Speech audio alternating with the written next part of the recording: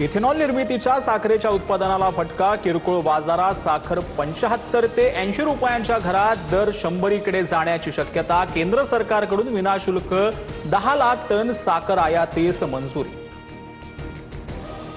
राज्यात सुट्या तेलावर बंदी। भेसळयुक्त तेल विकल्यास 7 वर्षांपासून आजन्म शिक्षा आणि 10 लाख रुपयांचा दंड ठोठावला जाणार। एफडीए आयुक्त तुकाराम मुंढेंचा इशारा। धनुष्यबाण आम्हाला द्या किंवा गोठवा, ठाकरेंच्या वकिलांची पुन्हा मागणी। तर धनुष्यबाण गोठवल्यास सर्व भाजप आमदार जे आहेत ते भाजपात जातील, प्रकाश आंबेडकरांचा दावा। शिवसेना पक्ष चिन्हासंदर्भात पुढील सुनावणी 2 सप्टेंबरला होणार। सुप्रीम कोर्टाला आमदारांना अपात्र करण्याचा अधिकार। विधानसभा अध्यक्षांनी प्रकरण योग्य पद्धतीने हाताळलं नाही। चिन्हाचा निर्णय फक्त विधिमंडळातील संख्याबळ पाहून दिला। ठाकरेंचे वकील देवदत्त कामत यांचा युक्तिवाद। शरद पवार आणि पार्थ पवार यांच्यात 3 तास बैठक। सिल्वर ओकवर बैठक झाल्याची सूत्रांची माहिती। विलिनीकरण सत्तेतला सहभाग आणि दादांच्या राष्ट्रवादीतल्या अंतर्गत घडामोडींवर चर्चा झाल्याची माहिती। सुनेत्रा पवारांच्या राष्ट्रीय अध्यक्षपदावर पुन्हा प्रश्नचिन्ह। पक्षाचे माजी राष्ट्रीय सचिव सच्चिदानंद सिंह यांच्याकडून सुनेत्रा पवारांना रिमाइंडर नोटीस। निवड घटनाबाह्य असल्याचा। पुण्यात राष्ट्रवादीचे नगरसेवक अमोल बालवडकरांची भाजपाकडून सुनेत्रा पवारांकडे तक्रार। बालवडकरांची वर्तणूक अहंकारी। भाजपाकडून पत्र लिहित नाराजी व्यक्त। निधी वाटपावरून बालवडकरांनी फडणवीसांसह चंद्रकांत पाटील आणि महापौर नागपूर यांवर केलेली टीका।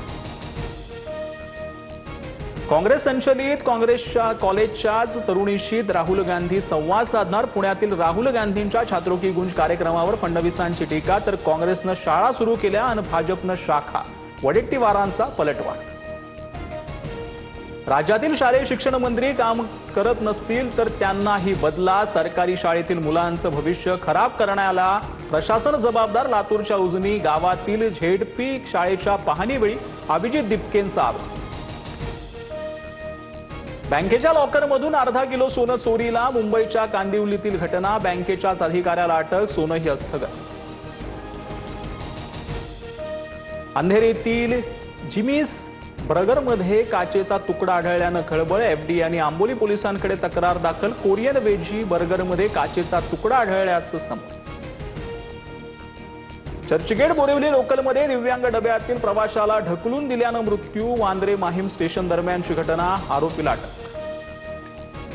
मराठीनं येणाऱ्या रिक्षा टॅक्सी चालकांवर कारवाईचा बडगा। आरटीओ कडून 1268 रिक्षा चालकांना नोटीस। नोटीशीनंतर 3 महिन्यात मराठीनं आल्यास परवाना कायमचा रद्द होणार। लखनौच्या गोमती नगरमध्ये आयसीआयसीआय बँकेबाहेर एका व्यक्तीकडून पत्नी आणि बहिणीवर गोळ्या झाडल्यानंतर आत्महत्या। यूपी पोलिसांकडून प्रकरणाचा तपास सुरू। कौटुंबिक कारणामुळे गोळ्या झाडल्याची माहिती। उच्च न्यायालयाचा झारखंड सरकारला धक्का। जेएसएससी जेपीएससी परीक्षा आणि भरती रद्द करण्याचा निर्णय झारखंड उच्च न्यायालयाकडून स्थगित। Central African Republic